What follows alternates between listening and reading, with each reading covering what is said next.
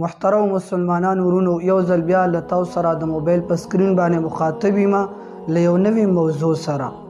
نن زمونږ د دې ویډیو او د دې پروګرام موضوع ده د هغه خلکو په باره کې چې الله تعالی ټولو مسلمانانو ته، کلمه گو انسانانو ته، نارینه او زنانو ته، عاقلانو، بالغانو، هوښیارانو، عقلمندو ته د لمونځ د ادا کولو حکم کړی دی او دغه خلک هم داسې زندگی تیروي او دوی د الله تعالی د دې حکم نافرمانی او سرغړونه او سرکشي او نافرمانی کوي. نو دا کوم خلک دي؟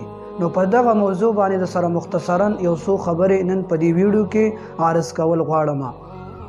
محترمو، یو مرتبه یو استاد، یو معلم هغه کلاس ته رادننه شو او سلام یې واچولو په ټولو طلباو باندې. ټول طلبا اکدم د استاد د تکریم او د استاد د عزت دپاره په خپل ځایونو باندې ودرېدو او استاجي صاحب ته د سلام جواب ورکړلو. پس د دوه سلام نه استاد ټولو ته د ناستې اجازت ورکړلو چې هر یو طالب دې په خپل ځای باندې کینی. ټول طلبا ښه په ادب سره په خپل ځایونو باندې کېناستېدل. استاد نن په کلاس کې د ټولو طلباو نه یو ډېر اهم سوال پوښتنه وکړله او ورته ویلې هغه کوم خلک دي چې هغوی لمونځ نه ادا کوي، هغوی لمونځ نه کوي. یو طالب پکې پاڅېدو: استاد جي، کوم چې ماشومان وي، کوم چې نابالغه وي، هغوی باندې خو لمونځ فرض نه دی، نو هغوی لمونځ نه ادا کوي. دویم طالب پاڅېدو او د استاد د سوال جواب کولو اراده یې وکړله او ورته ویلې جی هغه خلک لمونځ نه کوي چې څوک فاسقان او فاجران دي او هغوی د الله تعالی د حکمونو پاسداري او خیال نه ساتي. دریم طالب پاڅېدو او استاد ته د سوال جواب ورکړلو چې استاد جي، هغه خلک لمونځ نه کوي چاله چې لمونځ نه ورځي، نو چاله چې لمونځ نه ورځي نو هغوی لمونځ نه کوي.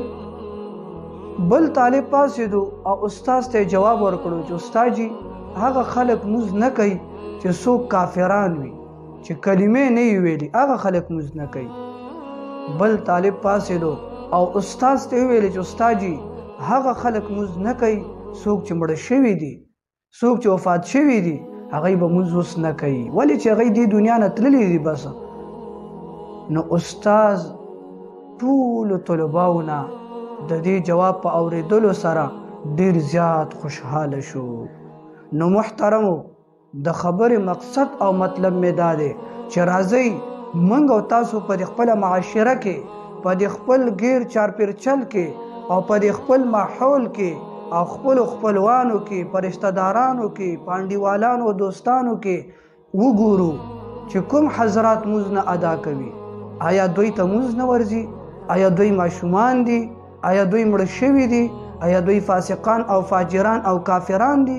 نه، لوی خلک دي، په لارو کوڅو کې ناست دي، خوزګار دي، میچونه ګوري، کرکټ ګوري، ګیمونه کوي، لیکن لمونځ ته ټایم نه ورکوي. نو دا ډیره د افسوس او د غم خبره ده. الله تبارک وتعالی دې موږ او تاسو ټولو ته په صحیح معنو کې 15 وخته لمونځ په پابندۍ سره د ادا کولو توفیق را نصیب کړي.